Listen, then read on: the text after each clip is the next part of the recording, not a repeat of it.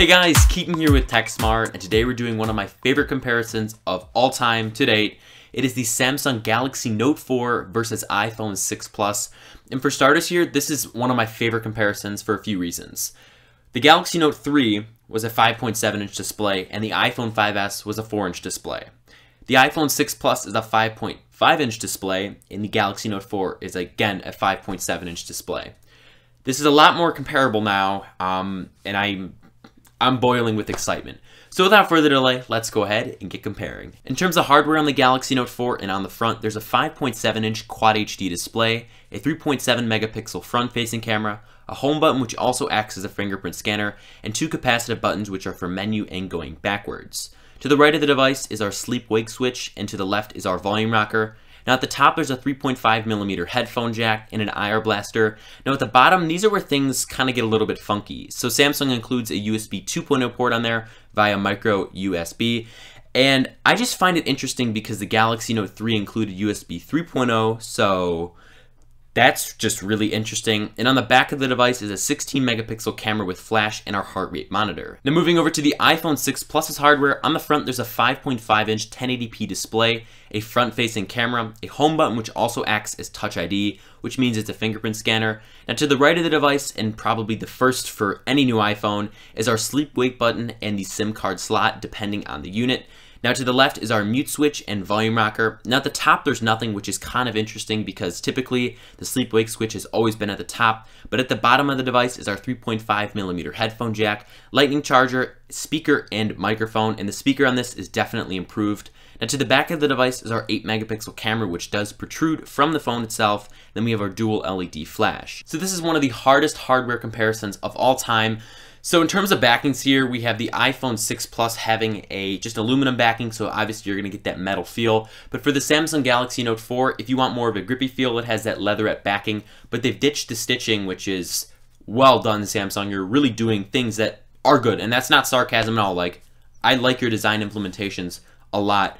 So you have two sides of the coin. You can either pick a leatherette, more grippy kind of feel, or a little bit more slippery aluminum. But either way, I am super impressed with the hardware on both of these phones. Now for specs on the Samsung Galaxy Note 4, it features a 5.7-inch Super AMOLED Quad HD display with a resolution of 2560 by 1440. And I know that's a mouthful, but it also brings 514 pixels per inch to the table. Now for processing power, it rocks the Snapdragon 805 processor, which is a quad-core chip and clocks in at 2.7 gigahertz. The Adreno 420 GPU, 3 gigabytes of RAM, a 16 megapixel camera with optical image stabilization, a 3220 mAh battery, micro SD expansion, and you have a refined stylus and fingerprint scanner. Now for the iPhone 6 Plus's specifications, it features a 5.5-inch 1920 by 1080p display, yielding a pixels per inch count of 401. It rocks Apple's A8 64-bit processor, which is a dual-core processor clocking in at 1.4 gigahertz. It features the PowerVR GX 6650 for a GPU, 1 gigabyte of RAM, an 8 megapixel camera with a 1/3 inch sensor with optical image stabilization, setting it apart from the iPhone 6. It comes with a 2915 mAh battery. There's no micro SD expansion, but there is a fingerprint scanner and NFC for Apple Pay, and hopefully some other things down the line. So here's where my inner spec head does come out. So if you compare the specifications one by one, you're obviously going to see that the Note 4 has better specifications. That's inevitable. Better battery life, a better processor with better clock speed. I mean, 3 gigs of RAM instead of 1. If you want to go off that, then yes, the Note 4 is probably your best option and is obviously the most powerful one out of this. Now when you compare the real world performance, it's a little bit different, and the iPhone 6 Plus can definitely keep up. It looks stunning. I'm not disappointed with either option here, but if you are a spec head like myself, then I think the Note 4 is probably your best bet. Moving to software on the Galaxy Note 4, it features Android 4.4.4 KitKat. For the skin, it features TouchWiz. And some of the design pros on this is it has some nice features. Now, some of the design cons to this is, well, it feels very slow. It looks very blocky, ugly. If you go into the settings, you're going to notice it get real ugly and have like almost 100 options to just do anything. I mean, honestly, I personally am not a fan of TouchWiz at all. Like, I'll come out and say it. If you've been a subscriber to the channel, you know this. TouchWiz is probably my least favorite skin out of just all of the manufacturers, and I'm hoping Android L shows Samsung a new light and that software can be beautiful and not blocky and trying to overdo everything and having every single feature in there. So I'm just not a big fan of TouchWiz for that, but there are some nice features such as S Health and having some really cool stuff you can do with the S Pen. I mean, those features alone are very well designed, but there's a lot of stuff in there that just really isn't, and I'm just not a big fan of.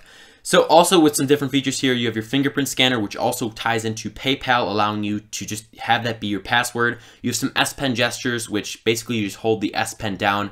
On the screen, you're going to get a little wheel, and you can select either one of those gestures, and they are pretty cool. And then you have S Health, which tracks your health via the fingerprint scanner if you want to do that, or you can just input what you've eaten for the day, how active you are, etc. Now, honestly, I think Samsung's TouchWiz software is, I'd give it a 2 out of 10. I really don't like it. I like that, you know, there's a powerful phone running it, but I mean, it's blocky, it's ugly, and I'm hoping with Android L we see a major UI overhaul that is, I mean, it's so important that Samsung needs to hold an event. That's what I really want software to be on Samsung devices. I love the hardware, I love the specs, but the software experience is definitely lacking. Also, to clear some things up here, I use both an iPhone 6 Plus and a OnePlus One on a daily basis. So it's not like I hate Android or just I'm not a fan of it. I just really don't like what Samsung's doing. I like what Motorola has done, some of the stuff HTC has done. Obviously, the Nexus line of devices is perfect in every single light. I mean, I love a vanilla, unadulterated experience. I just really am not a fan of what Samsung has done. And honestly, if we really want to get down to skins and just get nitty gritty with it, I think LG needs to definitely make some improvements. They have some really cool software stuff in there, but I mean, I really just would love every single skin to be a Nexus, just a pure, unadulterated vanilla Android experience, and I'd be all set to go. But yeah, I just wanted to let you guys know that I also use an Android device alongside the iPhone 6 Plus. Now for the iPhone 6 Plus here, it runs iOS 8. Now some of the pros is it's a simple, flat user interface, but some of the cons here is there's little options for customization. It's kind of stale and outdated. And honestly, we saw this major UI overhaul last year in iOS 7, and it just feels like iOS 8 was kind of whipped together at the last moment. Oh, here's a few new bells and whistles. Oh, they want some customization, and we'll call that major. Just give them customized keyboards. Like, yeah, it's cool and all, but I mean, don't expect iOS 8 to move mountains like iOS 7 did. iOS 7 was a really big step up, and you're going to still have your toolbar. You can swipe up. You're going to get your tools. You're going to have some other cool stuff like widgets. I mean, it's a lot of the same stuff we've seen in iOS 7, but this year it does really tie into Yosemite on the Mac, and we'll do a separate video on that. But I mean, iOS 8, while it's very simple and easy to use, it really lacks that customization that Android does have. And for some new features, we have our fingerprint unlock via Touch ID and Apple Pay via NFC, and hopefully Apple allows developers to take charge and just seize the day with NFC, because at the moment right now it's kind of locked down to just Apple Pay. But I'm just really excited because I've used an iPhone since the 3GS, and NFC has always kind of been that afterthought that Apple's really never considered. And now I can throw my wallet away, but I will definitely keep the credit cards and all the stuff I have aside, you know, because I don't want anyone getting that. But I mean, just being able to replace my wallet, I really hope NFC does become mainstream and every single store has an option for Apple Pay or just paying via your telephone. For the display on the Note 4, it features a 5.7-inch 2560 by 1440 display with a pixels per inch count of 515. Those features alone, minds are exploding. Honestly, I'm stunned with the quality of the screen on the Note 4. I think the precision and just clarity is spot on here. I'm a big fan. Everything's so bright and vivid, and on a Super AMOLED display, you're going to get colors oversaturated a little bit, and I'm not against that at all, especially with photos.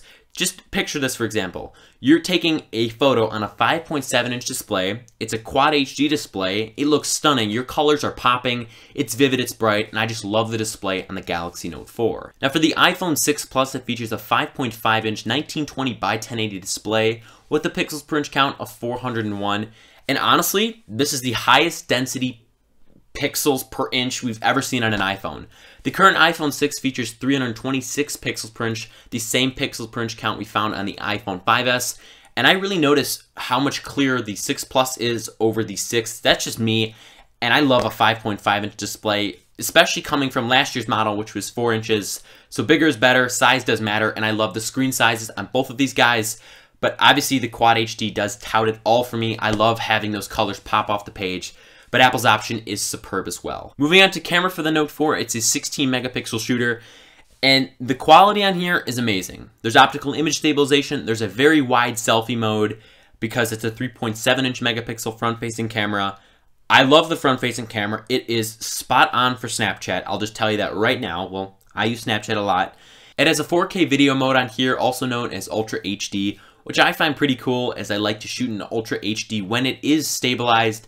And also for 1080p video or other video modes, not including 4K, it has optical image stabilization, meaning you can shake the phone around a lot and it's definitely going to reduce that in the software. So overall, I mean, Samsung's cameras have always been spot on for me. They can be a little bit oversaturated and sometimes you can get some wacky photos, but I mean, the detail is definitely there, and the sensor on the Samsung Galaxy S5 showed me this, and definitely does not lack on the Samsung Galaxy Note 4. Now for the iPhone 6 Plus, it features an 8 megapixel camera. It is an amazing camera. It has a large 1/3 inch sensor with optical image stabilization, which is new because it's only featured on the 6 Plus and not the iPhone 6. Now if you really want to get funky, it has 240 frames per second slow motion and 60 frames per second 1080p video. I mean, honestly, we are getting the creme de la creme of just cameras on both these phones. I love them both. I love the iPhone 6 Plus. It's my go-to for Instagram. But the detail on the Note 4 is definitely there. And you're getting a nice Quad HD viewfinder, which is... that's definitely getting a plus and a check in my book. So, I mean, honestly, you cannot go wrong with either camera here. And now that you have a big viewfinder on the iPhone 6 Plus, I love both cameras on both of these phones. Moving over to the battery size on the Note 4, it features a 3,220 milliamp hour battery, and on the iPhone 6 Plus is a 2,915 milliamp hour battery. Now while these are off about 300 milliamps, battery life was very similar for me. I'll just tell you that right now. So I'll just give you guys a little backstory here. My iPhone 5S needed to be charged 3 times a day because I use my devices a lot. Now with both of these devices, now, I can easily get a day and a half's worth of hardcore use on both of these devices. For the Note, it's not that new. I mean, I was able to get that on the Note 3. But for the iPhone 6, just for the iPhone 6 Plus and the iPhone line, that's really new. And I'm really proud that I can keep both of these devices in my pocket, use them as much as I want in the day, still have battery left at the end of the day, which for me is around 9 o'clock. That's when I get home from school, and that's when I conclude my day. I mean, you can't really beat it here. The battery life is fantastic on both. And while these might be considered phablets, battery life is supreme on both. So just wrapping up here, the Samsung Galaxy Note 4 is an excellent phone. This is how a 5.7-inch phone definitely should feel. The software definitely does complement the larger screen, but the user interface does not complement it at all. And I applaud Samsung for having better build quality. Like, where was this 3 years ago? I don't know. But having a metal design, or at least metal edges, honestly, it changed this device for me. I love holding this device. I'm constantly holding this device. I feel myself using this more than I really ever initially predicted when I had this device sent to me. So I love the phone. It's a great phone. You cannot go wrong. And hopefully, and this is just the only gripe I have, that Samsung is going to do something cool with Android L, or whatever they really want to call it, Lemon Meringue Pie, I don't know, and just kind of changes the user interface to more of a plausible option.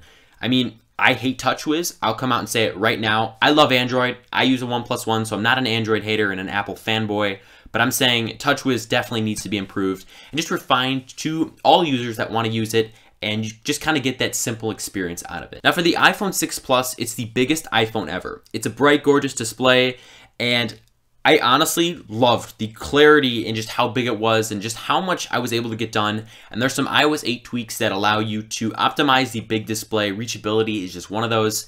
Now, some of the applications aren't optimized for the 5.5-inch display, so bear with developers for at least a month. I'm giving them a month to have all their applications just up to date with just sizes, and Apple's really making that easy for developers. But I mean, I love the iPhone 6 Plus.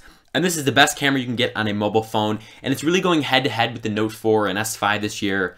And you really cannot go wrong with either camera. But I loved the iPhone 6 Plus's camera, especially with optical image stabilization. And it's my Instagram go-to phone.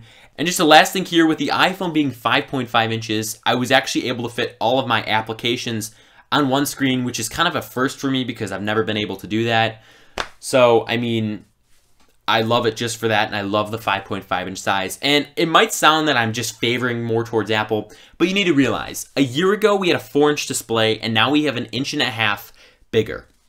So just take that into account. Samsung, you know, they have the exact same display size, but they bumped up the specs like crazy, and I love it, especially with build quality. But for Apple here, I'd consider this a really big step, and while it might not be innovative because there are bigger devices out and they were existing before Apple, we had a 4-inch display a year ago, so at least give us some of the credit. So, I mean, software definitely needs to be refined on both the Note 4 and iPhone 6 Plus. And honestly, I can't wait till iOS 9 or whatever Apple calls it, just to see how they optimize the bigger display and what new features can tie into a bigger display. But overall, I'm very impressed with the Galaxy Note 4's Quad HD and just specifications to the brim abilities. And I'm really impressed with Apple for making a bigger phone and finally just getting out of their bubble and expanding to a lot more consumers' desires. For pricing and availability on the Galaxy Note 4, it starts at $299 on a 2-year contract for 32 gigabytes of internal storage. It comes in 4 colors: black, white, gold, and pink. And I love all the colors here, but actually, surprisingly, black was my favorite. And typically I go for the white over the black just with Samsung devices, so I love all the colors. And for pricing and availability on the iPhone 6 Plus, it starts at $299 on a 2-year contract for the 16 gigabyte model. If you want to go up a little bit to the 64 gigabyte model, because Apple did kill the 32 gigabyte model, it'll cost you $399. And if you really want to live on the wild side because there's no micro SD expansion, you can get the 128 gigabyte model for $499 on a 2-year contract. And it's available in the 3 classical colors: white, silver, space gray, and in gold. Thank you guys so much for watching this video where we compared the brand new Samsung Galaxy Note 4 to the brand new iPhone 6 Plus. I really enjoyed my time doing this comparison, and I've been using the Note 4 for just about a week. And I mean, I'm so happy that the Note 4 has been made out of metal. Like, that has made probably half the device for me. Just that and the specifications, I love it. And I'm really happy Apple went up to a bigger display because, I mean, a 4-inch display really wouldn't have cut it this year, like, at all. So if you guys enjoyed this comparison, then go and leave me a big thumbs up, as it really helps the channel out a bunch and lets me know you guys want more iPhone 6 and 6 Plus content, along with the brand new Samsung Galaxy Note 4. And also, while you're at it, drop me a comment down below letting me know what you guys think on the brand new Galaxy Note 4 and iPhone 6 Plus. I'll leave a playlist in the description below of all the stuff we've been doing on the 6 and 6 Plus and on the Galaxy Note 4, which we got a ton of stuff coming for that. Finally, go and subscribe to the channel to be notified when a brand new video does come out, because guys, 2014 is still going. We have a lot more coming. And if you want to go ahead and subscribe, it's free. You'll be notified when a brand new video does come out. Thank you guys once again, and I look forward to seeing you in my next video.